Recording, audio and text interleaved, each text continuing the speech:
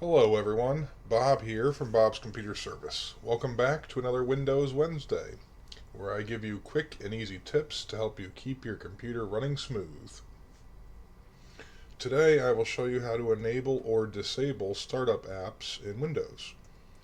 These are apps that open automatically when your computer starts up.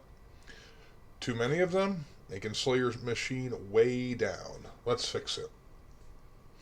Alright, first let's open the Task Manager. The easiest way is just to right click on the taskbar at the bottom of the screen and click Task Manager.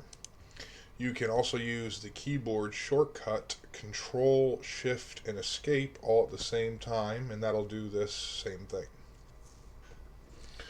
Once the Task Manager is open, click on the Startup tab on the left-hand side, which is this icon right here. And here we see a list of all the stuff that start up on this test machine each time we boot up. Now if you see an app you don't need it to start up, just right-click it and click Disable. Done. That app won't load the next time your computer starts. If you ever want it back, just right click it again and hit enable. Simple as that.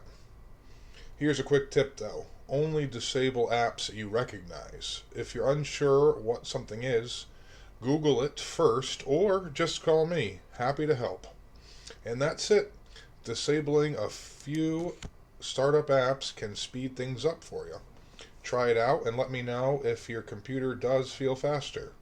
If you found this helpful, give it a like, subscribe for more tips, and drop a comment if you have a question. Thanks for watching, and see you next Wednesday.